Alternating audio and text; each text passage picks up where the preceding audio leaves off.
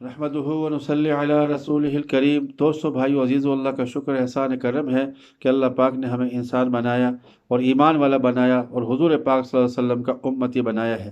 میرے دوستو، ہمیں اس نبی کا امتی بنایا جس کو سارے نبیوں کا سردار بنا کر بھیجا ہے۔ اور میرے دوستو عزیزو، جیسے ہمارے نبی سردار ہے، ایسے یہ امت بھی سردار ہے۔ نہ قیامت تک کوئی نبی آنے والا ہے، نہ کوئی اور امت آنے والی ہے۔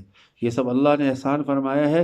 میرے دوستو، حضور پاک صلی اللہ علیہ وسلم کو اس دنیا میں بھیجا، اللہ پاک نے احسان جتایا، دنیا کی بے شمار نعمتیں عطا فرمائی، کسی کا احسان نہیں جتایا، لیکن حضور پاک صلی اللہ علیہ وسلم کو جب میرے دوستوں اس دنیا میں بھیجا، اس کا اللہ نے احسان فرمایا۔ لقد من اللہ علی المؤمنین اذ بعث فیہم رسولا، کہ ہم نے یہ احسان کیا ہے مومنین پر کہ ہم نے حضور کو نبی بنا کر بھیجا اس دنیا میں۔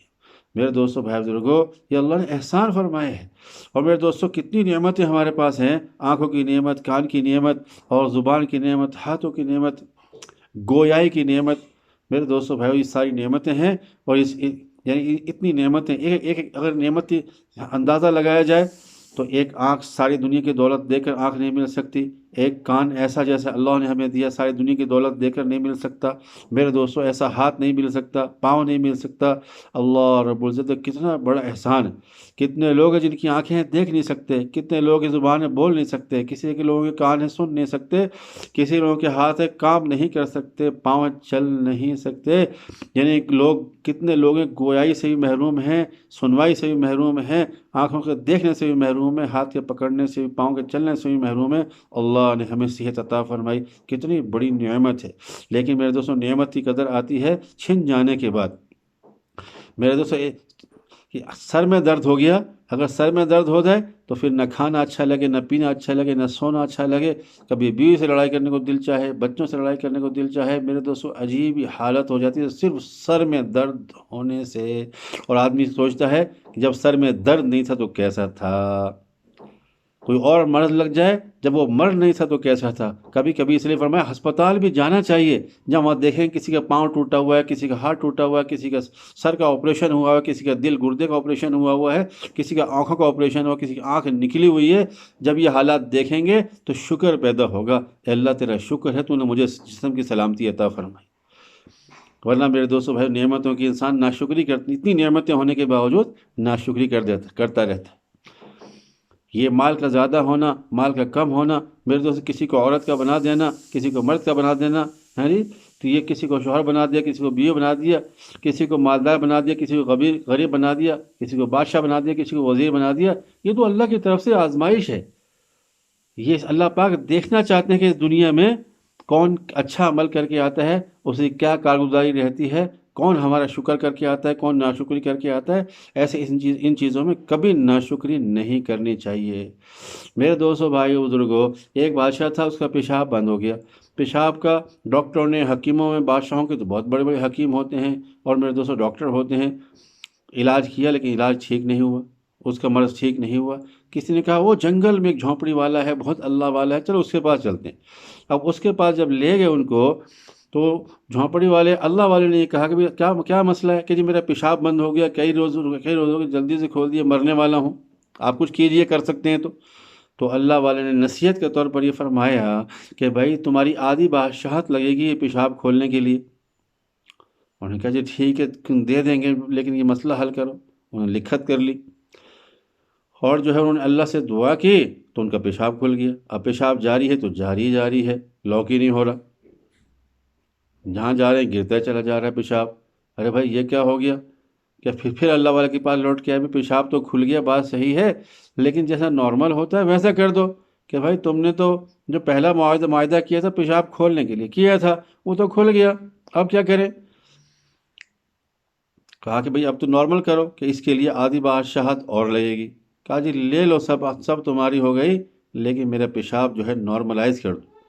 انہوں نے جب دعا کی اللہ سے اور پھر وہ نارمل ہو گیا، تو پھر فرمایا کہ تمہاری اس بادشاہت کی نہ آدھی کی مجھے ضرورت ہے، نہ مجھے پوری کی ضرورت ہے، تمہاری اس بادشاہت کی قیمت صرف پیشاب کا کھولنا اور بند کرنا ہے، اس کی کوئی حیثیت ہی نہیں ہے، اس کا پیشاب کرنا اور کھولنا اس کی صرف حیثیت ہے، تو ایسی بادشاہت کی مجھے کوئی ضرورت نہیں ہے۔ تو میرے دوستو، بھائی بزرگوں، یعنی کہیں پر شوہر نافرمانی کر رہا ہے، ناشکری کر رہا ہے، کہ میری بیوی ایسی، میری بیوی ایسی، کہیں بیوی ناشکری کر رہی ہے شوہر کے بارے میں، کہیں مال کی کمی ہے تو اللہ کی طرف سے ہے، کوئی غریب ہے تو اللہ کی طرف سے ہے، کوئی امیر ہے تو امیر ہے تو اللہ کی طرف سے ہے۔ ہمیشہ خوبیاں دیکھا کریں، ہمیشہ ایک دوسرے کی خوبیاں دیکھیں گے تو محبت بڑھے گی، ہمیشہ ایک دوسرے کی خوبیاں دیکھیں گے تو محبت بڑھے گی۔ میرے دوستوں بھائی بزرگوں، ناشکری کیوں پیدا ہوتی ہے؟ تو فرمایا ہمیشہ اپنے سے اوپر لیول کے لوگوں کو دیکھتا ہے، ہمیشہ اپنے اوپر لیول کے لوگوں کو دیکھتا ہے۔ یعنی جو سائیکل پر جو پیدل چل رہا ہے وہ سائیکل والے کو دیکھتا ہے، میرے پاس سائیکل ہونی چاہیے، ہے جی۔ اور جو ہے جو سائیکل پر چڑھنے والا ہے وہ موٹر سائیکل والے کو دیکھتا ہے، تو سائیکل کی ناشکری ہو گئی۔ موٹر سائیکل والا 4 چکا گاڑی والے کو دیکھتا ہے، اس کی ناشکری ہو گئی۔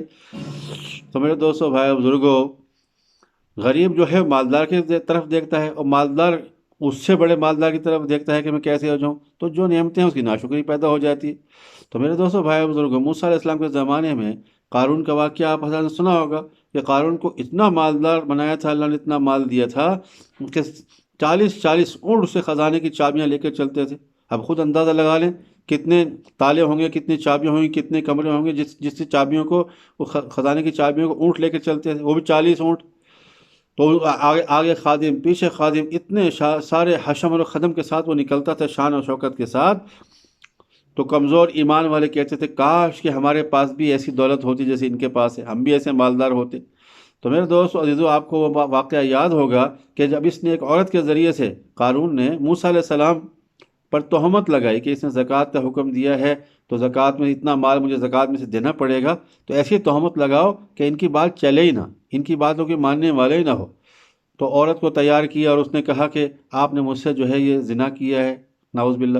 تو موسیٰ علیہ السلام بڑے جلالی نبی تھے، انہوں نے جلال میں آ کر کہا کہ تمہیں اللہ کا واسطہ ہے، اللہ کی قسم دے، صحیح بتاؤ۔ عورت گھبرا گئی، پریشان ہو گئی، کہ نہیں موسیٰ علیہ السلام، اس نے مجھے تحفے تحائف دے کر راضی کیا تھا، آپ پاک دامن ہے۔ تو موسیٰ علیہ السلام نے اللہ سے دعا کی، اے اللہ کیا کروں؟ اسی وقت ایک فرشتے کو اللہ نے بھیجا اور کہا کہ اے موسیٰ علیہ السلام، یہ زمین میرے قبضے میں ہے، بتاؤ کیا حکم ہے، جو آپ حکم دیں گے زمین وہ کرے گی۔ تو موسیٰ علیہ السلام نے زمین کو حکم دیا کہ اس کو پکڑ لو۔ زمین نے قارون کو پکڑا، اور وہ جو ہے یعنی پاؤں کے پنڈلی تک، پھر گھٹنے تک، پورا جسم اس میں جو ہے وہ جب چلا گیا، اور سارا مال بھی اس کے سر پہ رکھ دیا، وہ سارا خزانہ قیامت تک زمین میں دھنستا چلا جائے گا قارون کے ساتھ۔ جب یہ حالت ہو گئی تو پھر جو ہے وہ جو کمزور ایمان والے کہتے تھے کہ ہمیں بھی ایسی شان شوکت ملتی، ہم بھی ایسے ہوتے، اتنا مال ملتا، تو پھر کہتے اللہ تیرا شکر ہے، ہمیں قارون جیسا نہیں بنایا، ہمیں اتنا مالدار تو نہیں عطا نہیں فرمایا، مال نہیں عطا فرمایا کہ ہمیں پریشانی ہو۔ تو میرے دوستو، ہر حال میں اللہ کا شکر ادا کرنا چاہیے۔ جب اپنے سے نیچے والے کو دیکھیں گے، ایک اللہ والے راستے میں جا رہے تھے، جب راستے میں دیکھا کہ ان کے پاؤں میں چپل نہیں تھی، جوتے نہیں تھے، ان کے پاؤں میں جوتے نہیں تھے، اور دل میں خیال پیدا ہوا، اللہ میرے پاس چپل نہیں ہے پہننے کے لیے، جوتے نہیں ہیں۔ تھوڑا سا آگے گئے، دیکھو تو ایک آدمی کا پاؤں کٹا ہوا تھا، پاؤں کا بغیر چل رہا تھا، بیساکھی لگا کے، فوراً سجدے میں گر گئے۔ وہ اللہ والے، تیرا شکر ہے مولا کہ تو نے میرے پاؤں تو صحیح سلامت رکھے ہیں، مجھے صحت تو نے اچھی عطا فرمائی۔ میرے دوستو بھائی بزرگوں، کتنے لوگ ایسے ہیں شادیاں ہوئی 20 سال ہوئی، کوئی اولاد نہیں ہے، اور کتنے لوگ ایسے ہیں جن کو میرے دوستو لڑکیاں ہی لڑکیاں ملی ہیں، کتنے لوگ ایسے ہیں جن کو لڑکے لڑکے ملے ہیں، اور کتنے لوگ ایسے ہیں جن کو لڑکے بھی ملے ہیں، لڑکیاں بھی ملی ہیں، یعنی نرینہ اولاد بھی دی ہے، اور جو ہے یعنی لڑکیاں بھی دی ہیں۔ تو میرے دوستو، ہر حال میں اللہ کا شکر ادا کرنا چاہیے کہ اللہ تو نے مجھے کتنی نعمتیں۔ انسان جب وہ اپنے سے اوپر لوگوں کو دیکھتا ہے تو جو اس کے پاس نعمتیں ہیں اس کی ناقدری اور ناشکری ہو جاتی ہے، اس کی ناشکری اور ناقدری ہو جاتی ہے۔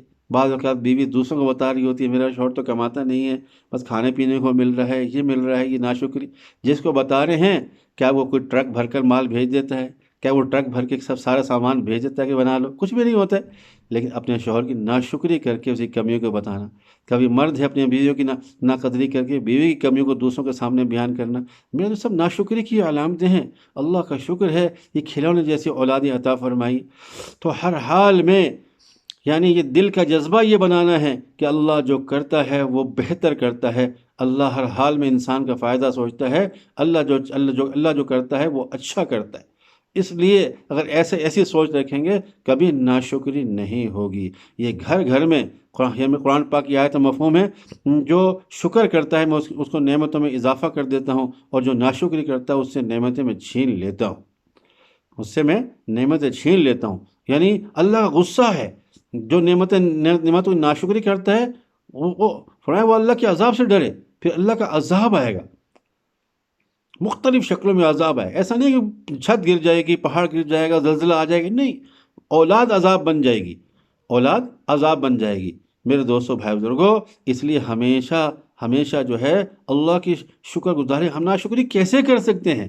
ہم تو ایسے گندے قطرے سے اللہ نے فرمایا، ایسے پانی سے پیدا فرمایا ہے، ایسے پیدا کیا ہے تمہیں چھلکتا ہوا پانی، جو کپڑوں پر لگے ناپاک، جسم پر لگے ناپاک، کھانے میں گر جائے، کھانے کو دل نہ چاہے، جس کو دیکھ کر گھن آئے، اس سے ہم نے ایسے اندھیری جگہ میں آنکھ بنائی، کان بنائے، منہ بنایا اور ہاتھ بنایا، پورا جسم میں بنایا، اور پہلے وہ گندا قطرہ، اور پھر خون میں تبدیل کیا، پھر گوشت میں تبدیل کیا، پھر اس میں ہڈیاں ڈالی، پھر میرے دوستو اس اندھیرے میں شکل و صورت بنائی، اور پھر اسی کی اللہ نے تعریف بنائی، لقد خلقنا الانسان فی احسن تقویم، کہ ہم نے کیسی اچھی شکل و صورت میں انسان کو بنایا ہے۔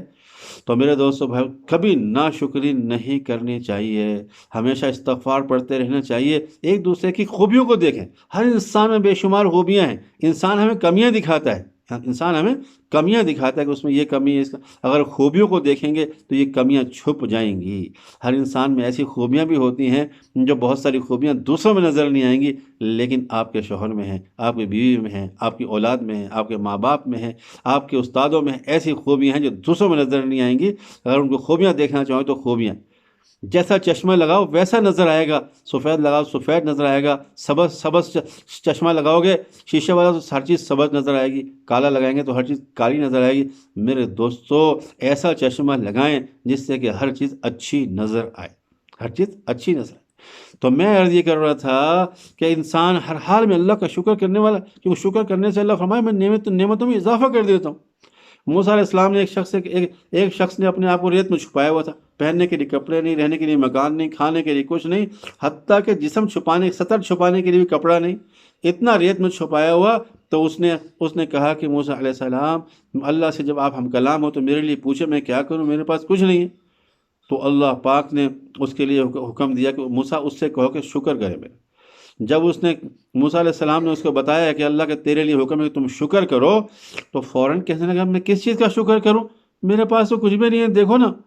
فوراً اللہ پاک نے ہوا چلائی، ہوا کو حکم دیا، اتنا تیز ہوا چلی، جس ریت میں اپنا سطر چھپا کر بیٹھا ہوا تھا، اتنا حصہ پردے کی جگہ، وہ ریت ہوا سے اڑنے لگ گئی، پھر ہاتھ سے کبھی آگے چھپا رہا کبھی پیچھے چھپا رہا، وہ نعمت بھی اس سے چھین گئی۔